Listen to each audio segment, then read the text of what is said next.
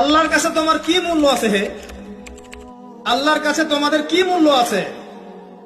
তোমরা কি 5 ওয়াক্ত নামাজ পড়ো? তোমরা কি পর্দা করো? তোমাদের মধ্যে হায়াবোধ কিছু আছে? তোমরা মানুষকে ভালো কিছু শেখাও, সমাজকে ভালো কিছু দাও, শালীন কিছু দাও। আল্লাহর কাছে তোমাদের কি মূল্য আছে?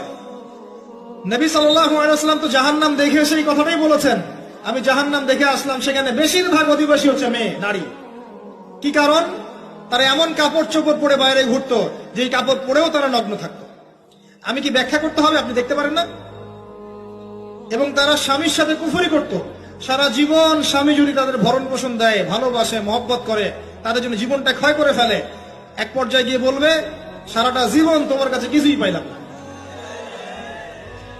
বাস্তব। এগুলোর কারণে মেয়েরা বেশি বেশি জাহান্নামে যাবে। এবং তারা মানুষ মারা গেলে মাতম করে, বুক পিঠ চাপড়ায়, এই কারণে যাবে। এবং তর্ক লাগলে অভিশাপ দেয় বেশি, এই কারণে যাবে। আল্লাহ পাক আমাদের মা বোনদেরকে হেফাজত করুন। তবে একটা হাদিস আছে সুসংবাদের। নবী সাল্লাল্লাহু আলাইহি ওয়াসাল্লাম বলেছেন, একজন নারী যদি 4টা কাজ করতে পারেন, জান্নাতের যে কোনো দরজা দিয়ে ইচ্ছা প্রবেশ করতে পারবেন। 1 নাম্বার 5 ওয়াক্ত নামাজ, 2 নাম্বার রমজান মাসে সওম, 3 নাম্বার আপনার লজ্জাস্থানের হেফাজত অর্থাৎ খাস পর্দা, এবং 4 নাম্বার আপনার স্বামীর আনুগত্য।